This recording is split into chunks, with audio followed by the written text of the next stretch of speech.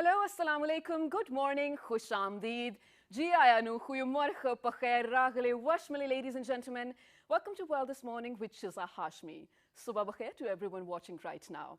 I absolutely love coming here every other morning, sharing my energies, my positivity with you, and sending out to you a lot of lovely greetings. And that works round the way for me as well, you know, because talking to you and giving out all this energy to you actually helps me start my day on a positive note as well. And especially today, to be honest, ladies and gentlemen, I really needed something positive to start the day with because unfortunately today when I was coming to work, I took a different turn, and this was in front of Serena Hotels. There's a clock that is counting the days that our beloved Kashmir has been in a lockdown for, and it marks 73 days now. Imagine that, the curfew on humans living over there for 73 days. So please take a moment, everyone out there, whoever is watching right now, to remember Kashmir, our dear brethren, in your prayers today. Other than that, ladies and gentlemen, Pakistan is enjoying very different things lately. And ever since 2 days, the Duke and Duchess of Cambridge are in Pakistan. And yesterday, all over social media, ladies and gentlemen, you will be seeing their pictures. I mean, they even held a dinner. They held meetings with the President, Prime Minister as well. They even spoke about how the UK and Pakistan can collectively fight climate change. It's so important, you know, when we're living in 2019 especially, when almost every other thing is actually affected by climate change. These are some of the visuals, ladies and gentlemen, on your screens right now, where the Duke and Duchess are actually interacting with some schools as well. They went to tour the Margala Hills, some part of it, and it was so good to look at. I mean, I absolutely love how they are adhering to the Pakistani cultural values in their, you know, dresses as well, and then taking care of the things that they need to be taken care of. And speaking of climate change, that was discussed yesterday. In line with that, today, ladies and gentlemen, on the 16th of October, we are observing a very important day. You know, being a member of the United Nations, of course, we take care of the important days, but this one specifically is one of the most celebrated days observed by the United Nations in so many countries across the globe, ladies and gentlemen. Today happens to be World Food Day. You know how interesting it sounds for the first time, you know, when I told my sisters and my friends today happens to be World Food Day, and they asked me, wait, are we going to hold big feasts? Are we going to have food fights and not? But no, ladies and gentlemen, that is not the purpose of it. As interesting as it may sound, World Food Day, you know, getting together, trying all kinds of dishes, no, it's not. On this day, everyone gets together for one purpose, to eradicate, of course, poverty, to alleviate the concept of, you know, a healthier country, not only in Pakistan, so many different states as well, all around the globe, to diminish malnutrition as well, and to improve the quality of the content. I mean, we're not looking at the quantity that we're producing. It doesn't matter if we produce a million tons of food, it is not going to matter as long as it's not nourishing for a lot of people out there. And just to give out some stats in the beginning before we move out to start the conversation with our guest over here, ladies and gentlemen, when we're talking about people who are undernourished, of course, there's a huge number, 1 in 9 throughout the world. But imagine there's another extreme to it as well. Around 1.3 billion people are overweight too. So what we have to do over here, we really have to strike a balance actually between these two extremes and look at some sustainable ways to achieve the SDG for 2030, which is zero hunger. This is what we are talking about, ladies and gentlemen. Please excuse me because I'm out of breath. I recently saw something in the studio, which does scare me. But ladies and gentlemen, moving on, our first guest for today happens to be the chairman for PARC. He's none other than Dr. M. Azim Khan. Hello, assalamu alaikum, sir. Welcome to the show. I'm so excited to have this conversation because I promise you I'm going to learn a lot from this. And for all of you out there, again, when we're talking about Food Day, it does sound interesting, but to understand the real values behind it, that is why we are here. PTV is where we educate you. Next to Dr. Asim, ladies and gentlemen, we've been joined by someone who we meet with almost every other year. This is a, you know, annual meeting, sort of. This is none other than the FAO representative in Pakistan, Miss Meena Daulat Shahi, right? Welcome to the show, ma'am. Thank you. All right, next to Ms. Meena, we have someone who happens to be the representative and country director for WFP Pakistan, none other than Mr. Finbar Kiran. Assalamu alaikum, welcome to the show. And we had you before as well, so this is going to be a second time for me to talk with you guys.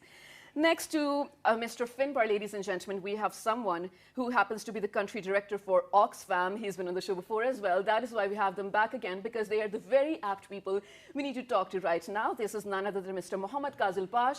Assalamu alaikum. Welcome back, sir. Assalamu alaikum assalam. Thank you very much. All right, so let's begin this conversation. I would like to begin with you, Ms. Meena. Let's talk about the theme for this year and the importance to observe such a day. Thank you very much. Well, the theme of this year is healthy diets. Healthy diets, okay. Healthy diets, but not just as only at the end of it, like what we eat and how to eat in a more healthy manner. Right. But it means also how to get healthy food out there and in reach of all. So it talks also about transformation of food systems. It talks about access, about stability of getting the food for all. And it talks also about how we make this in Pakistan in particular. All right, that's absolutely amazing. I cannot wait to really start talking about it. But ladies and gentlemen, before we dig deeper into this conversation, we have a report for you which is basically going to explain even better than I did. So let's take a look at it and then come back. For decades, the number of hungry people had been declining. This isn't true anymore. Today, achieving the Zero Hunger goal by 2030 is becoming more challenging. More than 820 million people still do not have enough to eat. Hunger is increasing in many countries where economic growth is lagging, particularly in middle-income countries. Rising unemployment and declining wages and incomes are challenging people's access to nutritious foods and essential services such as healthcare. Income inequality is rising in many of the countries where hunger is on the rise, making it even more difficult for the poor to cope with economic slowdowns. Conflict and climate change are also driving hunger. Unless greater investments and more targeted efforts are made to address these drivers, we will not meet the goal of ending hunger. The Zero Hunger goal is not simply to eradicate hunger, but to ensure that all people have access to safe, nutritious, and sufficient food, and to end all forms of malnutrition. This year's State of Food Security and Nutrition in the World 2019 report goes beyond hunger. For the first time, it provides estimates of the people who face uncertainties about obtaining food, the moderately food insecure. Today, over 2 billion people do not have regular access to safe, nutritious, and sufficient food, a problem that affects people not only in low and middle-income countries, but also in high-income countries. The chances of being food insecure are higher for women than men in every continent, with the largest gap in Latin America. Too many children suffer from low birth weight or stunted growth. At the same time, no region is exempt from the epidemic of overweight and obesity. Overweight and obesity have increased in all regions, particularly among school-aged children and adults. But obesity is not the opposite of hunger. They can actually be linked. There are many reasons for this. First, fresh nutritious foods are often more costly and less available than highly processed foods, high in fats and sugars. Another reason is that the stress of living with uncertain access to food and food restrictions can cause physiological changes that increase the risk of overweight and obesity. And lastly, a malnourished child has a higher risk of obesity later in life. There are other repercussions of malnutrition. The economic costs of malnutrition are staggering. Obesity alone could cost $2 trillion annually in lost economic productivity and healthcare costs worldwide. And undernutrition would reduce gross domestic product by up to 11% in Africa and Asia. Our food systems are broken, and unless bolder actions are taken soon, humanity is at grave risk of seeing a continued rise in rates of hunger, obesity, and diet-related chronic diseases. To fix our food system, we must work together. Our actions must be focused on collaboration, stretching across borders from agriculture, food, health and water to education, social protection and economic policies. Countries need to integrate food security and nutrition into broader efforts to reduce poverty and gender inequalities. Ending hunger and all forms of malnutrition by 2030 is an immense challenge, but with real political commitment, bolder actions and the right investments, zero hunger is still achievable.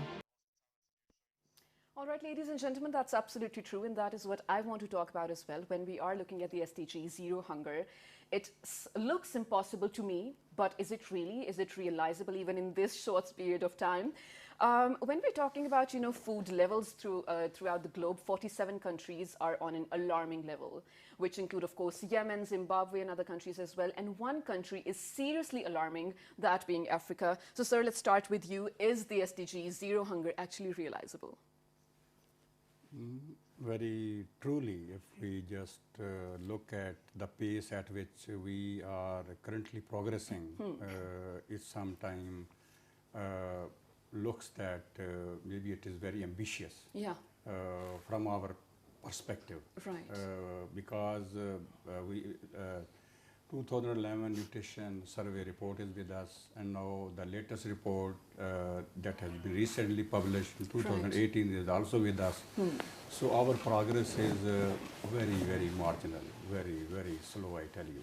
Yeah. On all major accounts, on our major indicators. All right. On only on certain indicators, our progress is double digit, but mainly on stunting, on wasting, and then on vitamin A, it's only fractional. So, and it is worrying as well. Of course, we have to really look at it that the way we are programming our pilot testing certain initiative, how far they are, the results are, and what are the sustainability level of those initiatives. But so don't you think it's too late for pilot testing for us? Pilot testing and scaling needs to go together, because if something previously was not working, we have to again pilot test, because otherwise if you will be scaling up without empirical evidence, possibly you will be doing another mistake.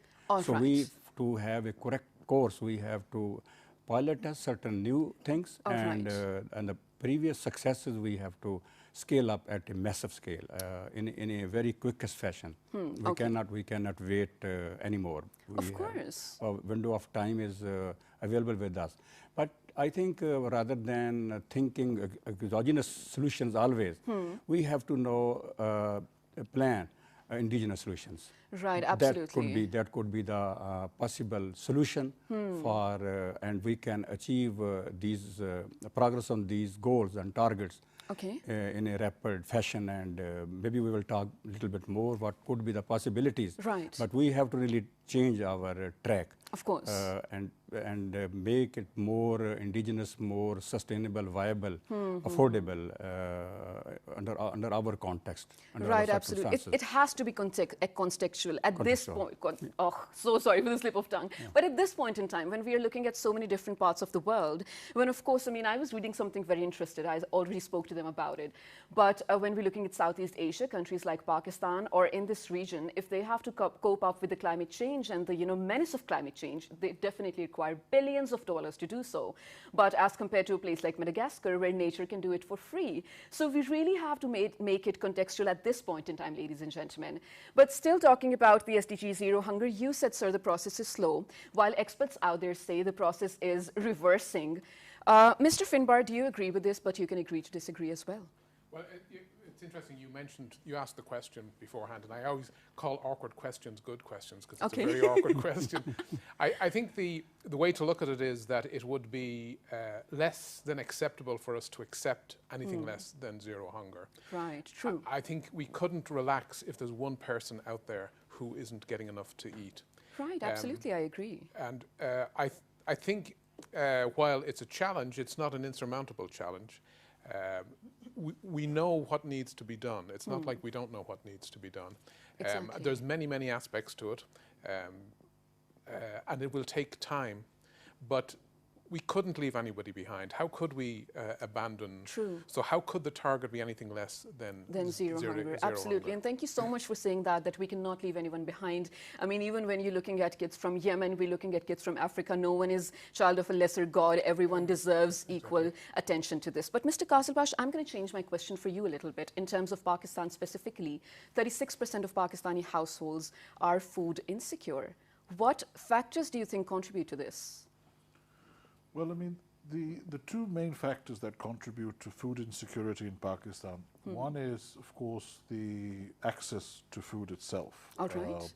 Particularly, in areas that are further away from markets and the rural areas in particular. And the second factor, of course, is basic economics. Even if food is available in your village or in the urban center, the fact that you cannot afford to buy that food then results into food insecurity.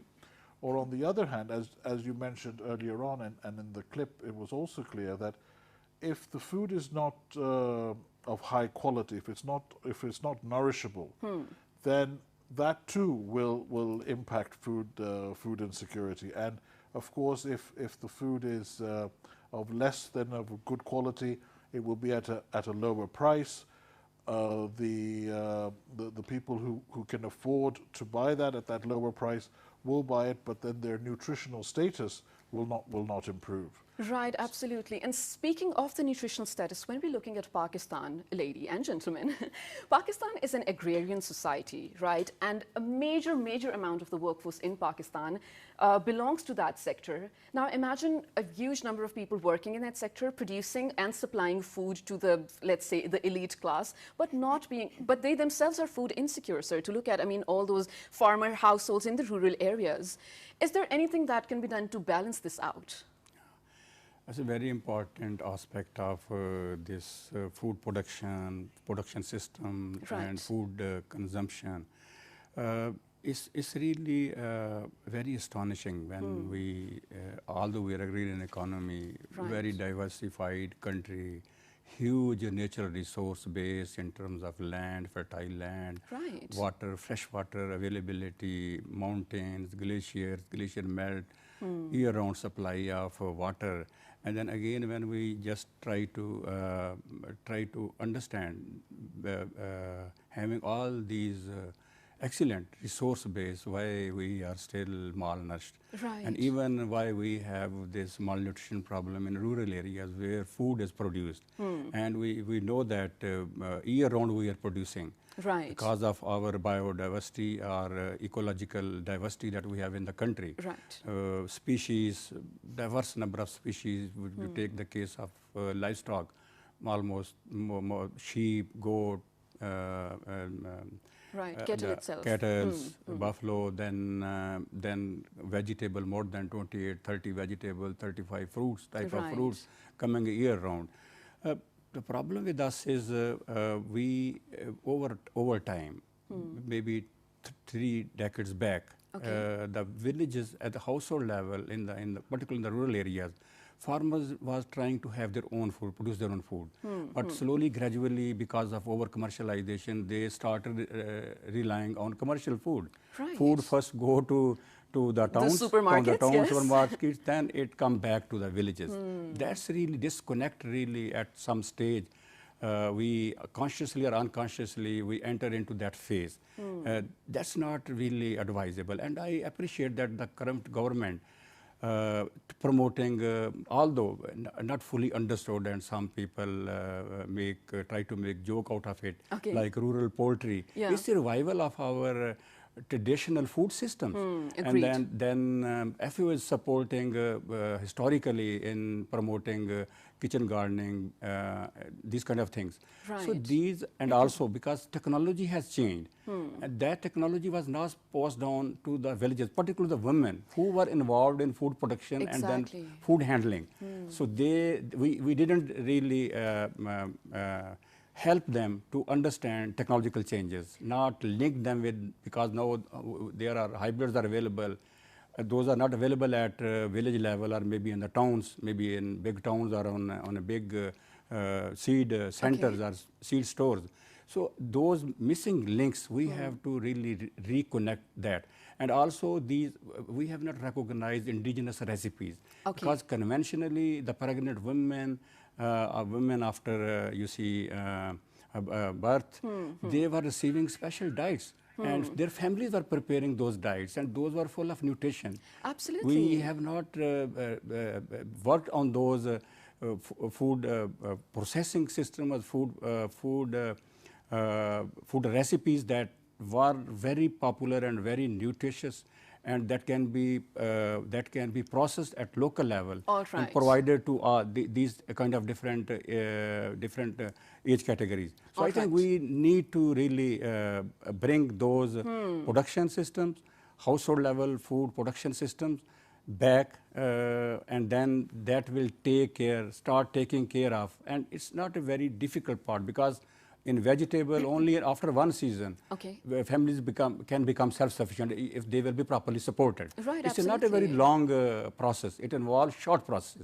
Similarly, some other intervention they also need, and then possibly these what you call it local recipes. Yeah. We can ask commercial retailers or Okay. commercial producer or industries to look at how at what cost these recipes can be commercialized, nutritious right. recipes, and because they will be demand will be high, more acceptable, and Absolutely. that can be easily passed on to the community because of taste and preferences. Absolutely, I agree with that. And again, that comes us back to, brings us back to the point that this has to be contextual in the nature of Pakistan specifically. Like, we do have all these nutritious, amazing foods that we ourselves produce, but to distribute them in a balanced manner. But moving on to you, ma'am, we did talk about SDGs, but for Pakistan Vision 2025, one of the visions is food secure Pakistan. And now that we're looking at so many different areas as well. I mean, there's rural Pakistan, then there's a very little amount of urban Pakistan, which is actually getting a lot of inflow of food. Let's talk about the balance itself. And one very important thing that I need you to explain to us, when we were watching this report in the beginning, it said that people who were malnourished earlier have more chances of becoming obese when they are provided with food. How's that so? Yes, that's to do with the fact that the research has shown that people who suffer from food insecurity during their lives, which means that not only they at times don't have enough food, Okay. but also it's not, if they have, it's not stable. It's not stable in time. Oh, So you're right, not food sure. stability. Yes, you're not sure of being able to eat every day in a balanced way. So maybe one day you manage, 2 days, but then you enter into a period where you won't have it. So this triggers some behaviors that also later in time, even if you manage maybe to go to school, educate yourself, get a good job, so at some point you get out of the food insecurity in terms of undernourishment, Okay. but that you get into a space where it's very difficult to, from a psychological point of view, but also physiological point of view, have a good reaction or plan well the access to food that could now be more stable. Also, it means that probably there is not enough knowledge of how to balance a diet. That is true, though. We all know So that. it's two things, which means that many people could be in a situation where they can experience food insecurity or undernourishment in one phase of their life, and overweight or obesity in a different phase of their life. Oh, all right. And the report provides statistics that children who are undernourished have a higher probability of also becoming obese later on. That is interesting as well. I mean, we're really looking at food stability over here, like you very rightly explained. I mean, these are absolutely two extremes that we're looking at. But ladies and gentlemen, right now we have a report about zero hunger. Let's take a look at it, because when we come back, we are going to talk about the parts of Pakistan that are more vulnerable, or let's say gullible, to this very issue. And this will be answered by our very esteemed guests over here who are waiting for my question, Mr. Finbar and Mr. Kazalbash, ladies and gentlemen. Let's take a look at this report. 820 million people suffer from hunger. Even more are overweight and obese. Hashtag Zero Hunger goes beyond hunger. It means enough nutritious food for everyone, everywhere. By transforming food systems from farm to fork and changing what and how we eat, we can redefine our future and shape our planet. We need to take action to make healthy diets available to all. Our actions are our future. Healthy diets for a hashtag Zero Hunger world. All right, so when we're looking at Pakistan specifically, and even throughout the globe, 60% of women are malnourished, and then a lot of children. I think I have the stats over here. Third largest population of stunted children growth in Pakistan, ladies and gentlemen, and it's not something negligible. I mean, it's not just a stat to wait in your textbooks for you to read. It's really something we need to pick up and talk about. Coming to you, Mr. Finbar, let's first of all identify the segments of the society that are more vulnerable to food insecurity, and then what we can do about it. Well, it kind of, the logic is there. People can't afford nutritious food. Pakistan is what's called a food surplus country. It produces more food than can be consumed by its population, but the problem is the balance isn't right. All right. You don't have the nutritious foods that are needed, and you have policies that encourage, for example, wheat. It rewards growing wheat, but it doesn't reward growing chickpeas, for example. Yeah. So we end up importing chickpeas rather than growing chickpeas Right. ourselves. So, of course, this impacts the poorest segments of society. And the other thing that's a huge factor is accessibility, being able to actually get to a place where you can get the food. So affordability and accessibility are two of the biggest issues.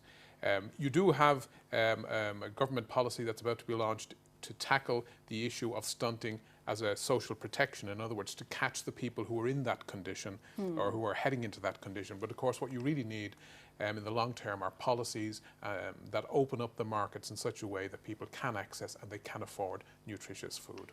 Thank you so much for saying that. This is what actually we are looking at, ladies and gentlemen, the availability and accessibility of nutritious and affordable food, of course. But moving on to you, Mr. Kazalbash, now you, OXFAM specifically, has been working a lot, in line with Pakistan in solving all these issues, food-related issues especially. We did identify some of the segments that are affected by these, but let's particularly talk about stunted growth in Pakistani children.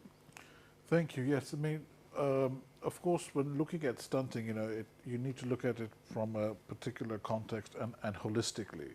As Finbar and others have said, it's also access to food and affordability. But before that, it's also, just addressing your issue around agrarian society. Yes, we are an agrarian society. But, what agriculture are we? We're growing rice, cotton, sugarcane, right, and edible oils.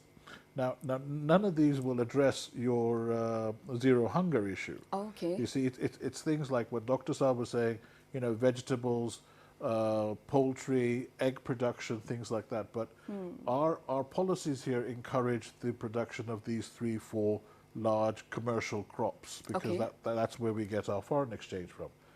When it comes to stunting, it is such a subtle way. Mothers will not realize that their child is stunted because it's not like it's not like wasting or other nutritional issues. The child will look very similar to the other children. Okay. But the other children are also stunted. So you will see that my child is the same height, same size as my neighbors, as my friends.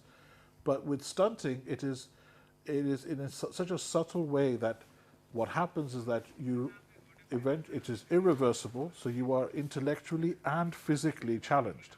So as you get into adulthood, no matter how good your nutrition becomes then, after the age of 5, no matter how good your nutrition becomes, you will remain intellectually challenged and you will remain physically challenged. Oh, okay. So it is really quite critical that at the first 0 to 5 age group is where you target the nutritional value of the children. Right. And it's also to do with our customs and practices.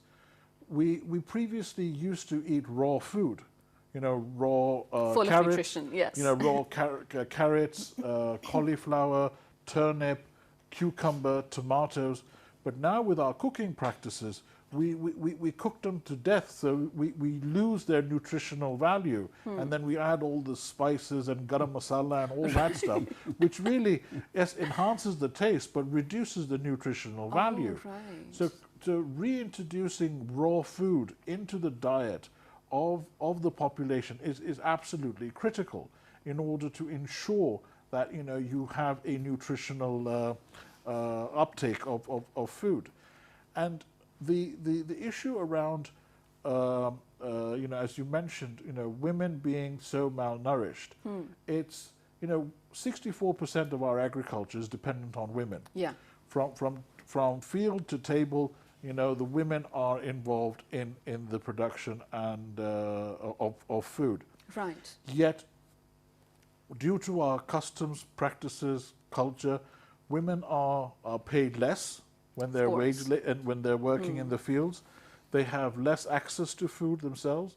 They're unable to take the produce themselves to the market to sell. They depend on the male. Right. And even at the household level, the girl child or the woman will be the last to eat. Right, if there's any left. If there is any left. Yeah.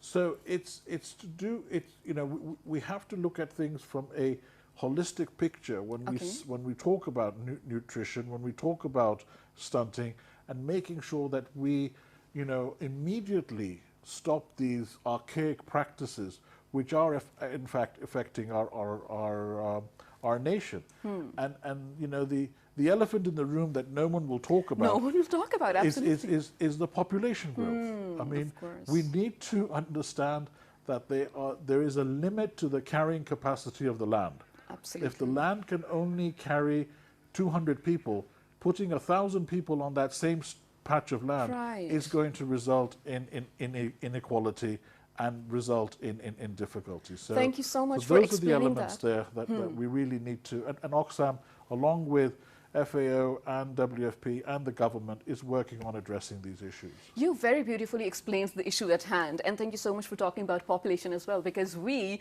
as a nation are very open in criticizing nations who have adopted population control policies, but when it comes to ourselves, I mean, we are nowhere over there. We're looking at a 64% population of the youth right now, but to realize, like you said, that when they grow up, they're not going to be intellectual enough to look at 64% of a then adult population or a then senior citizen population. I mean, it's really hard to handle. But one of the very important things that you also mentioned, sir, there's a certain, let's say, loophole in the cycle, the amount of food that goes to waste. I mean, 14% of the total food goes to waste before even reaching the retailers, and 1.3 billion tons of food that makes a year. Mr. Finbar, I want to have this conversation with you. Is there any way, first of all, we can save any percentage of that food from being wasted, and the impact it has on food insecurity?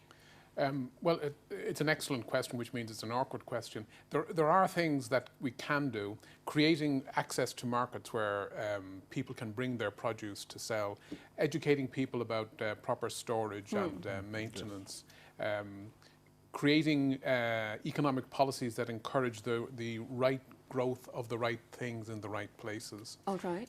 But education is the key here? Is a key factor. Okay, ma'am, you want to add something to it? Please. Yes, I think also to add, what is also important is to bring these innovations or improvements in the production systems, in the food systems that Dr. Azim was describing at the very beginning, to the farmers. To the farmers. And the farmers, men and women.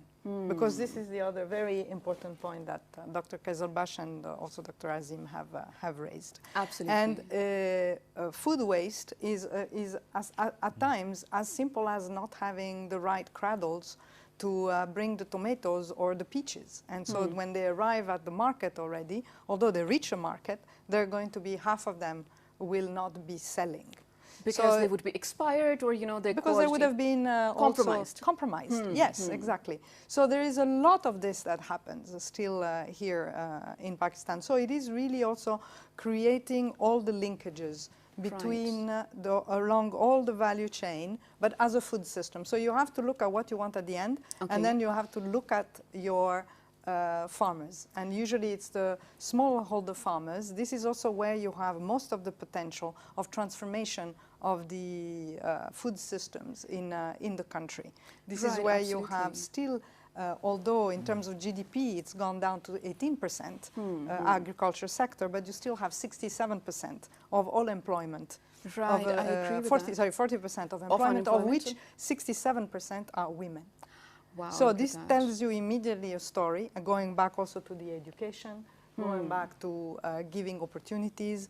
And what is important is there are now some good programs government is setting up. Okay. What is missing is how they are linked. There are nexus points between poverty reduction programs and social protection programs like the ESAS, and then the investment programs in the in agriculture sector, like the Agriculture Emergency Program. Absolutely. So how do these look at the soft elements that bring this together, and the weaving element, let's say, that ties this in a food system approach from farm to fork, as the film was saying, is actually nutrition and healthy diet. So this is what should drive. Absolutely. And this is not a one-man's job, like you very rightly mentioned. This has to be an all-inclusive sort of policy that we need to look at. And ladies and gentlemen, speaking of wasting food in Pakistan specifically, I mean, this is just a common example. And every one of you out there can relate to this. I mean, whenever we go to restaurants with our families and whatnot, we waste food. I mean, we order whatever we want. And I am very ashamed to say that almost 2/3 of the food is wasted. It's unfinished in the plates and the dishes and whatnot. But there are some initiatives by the very responsible youth of Pakistan that they are collecting all these foods that were not consumed throughout the day by the restaurants and then distributing them among the homeless, among the people who deserve to eat before they sleep. This is absolutely amazing to look at. But towards the end, we just have around 10 minutes left. So I want to talk about solutions right here. You very rightly mentioned we do have some of the solutions, but we have to interconnect them and all of them have to work hand in hand. But sir, let's start with you. How can we develop successive agricultural policies? I think it's a very important part of our conversation or our communication, because we have to think in terms of solutions.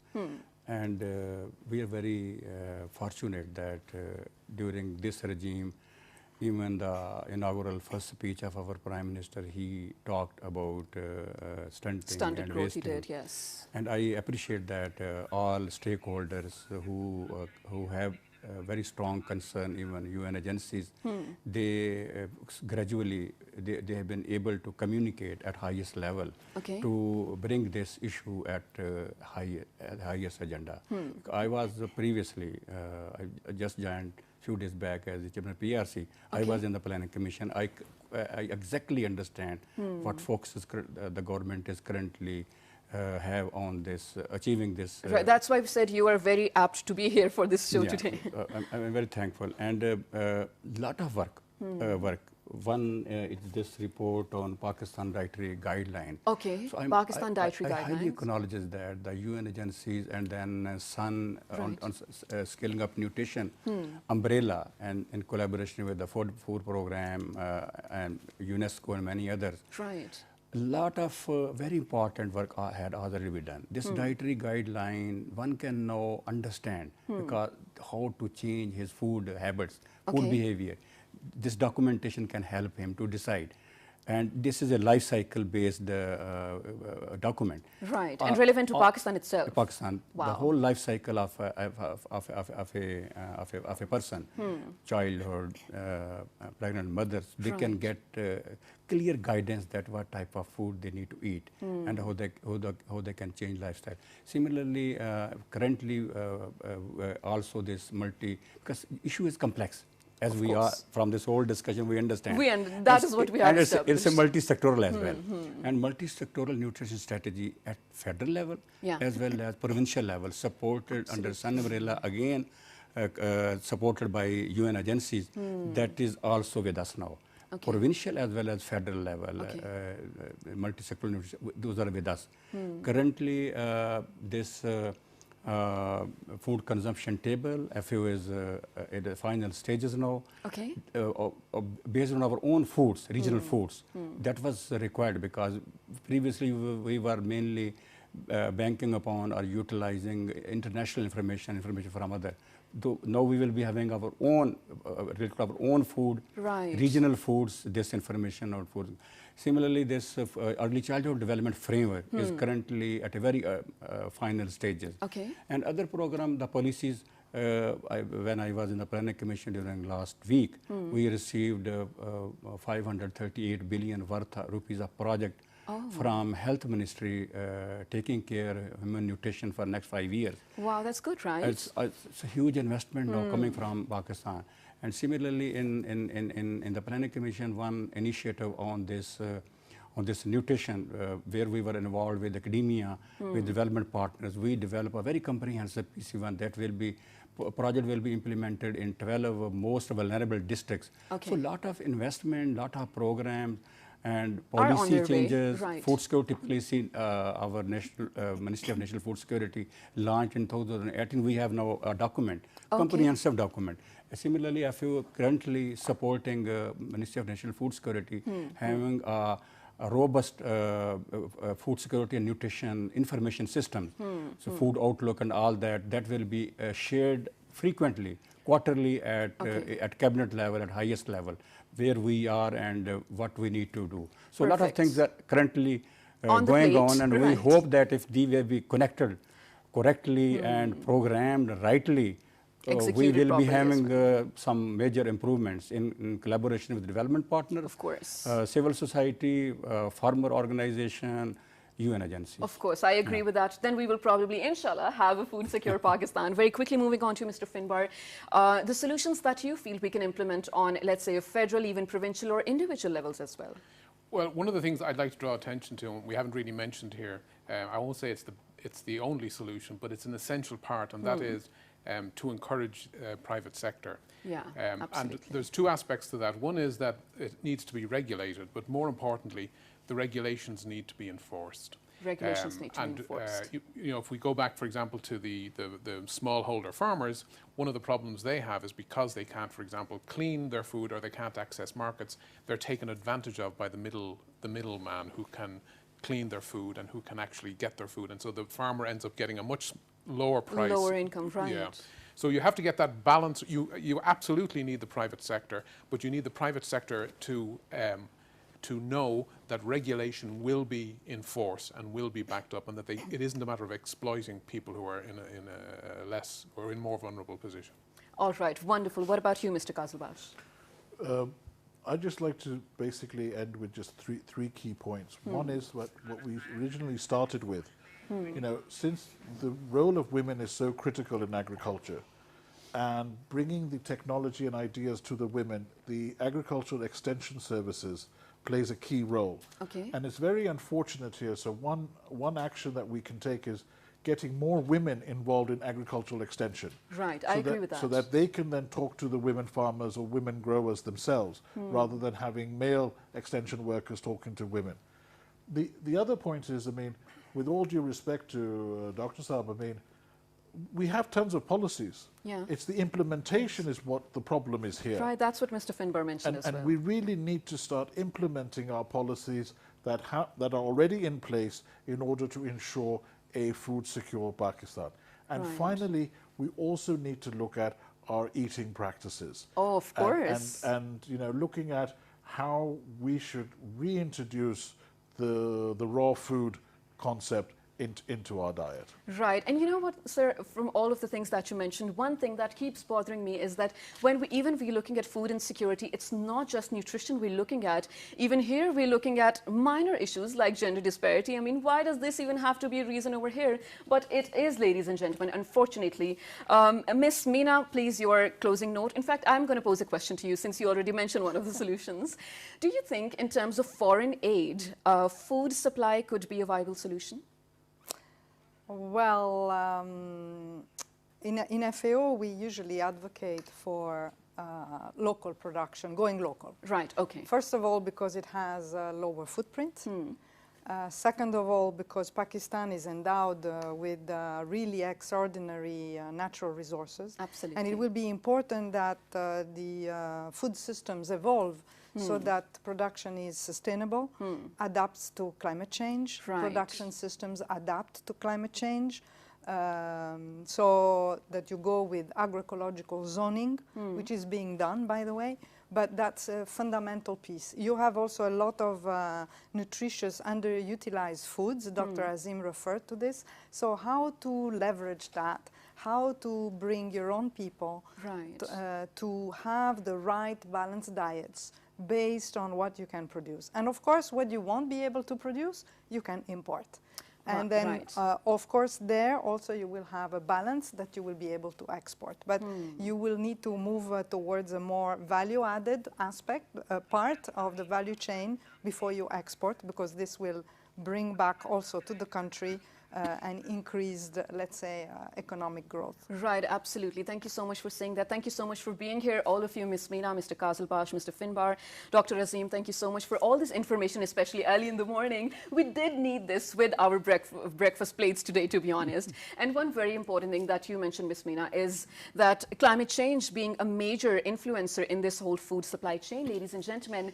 Of course, we were short on time, the reason being why we did not discuss climate change and its effects, but it is not negligible. I mean, for all of you out there watching right now, for people like me as well, I mean, we cannot ignore the fact that Pakistan is definitely so sufficient in all the natural resources, but to maintain them over a period of time, to have them continue growing for the years to come, for our generations to come, we really need to be, careful right now as an individual, of course, as a nation, of course, as well.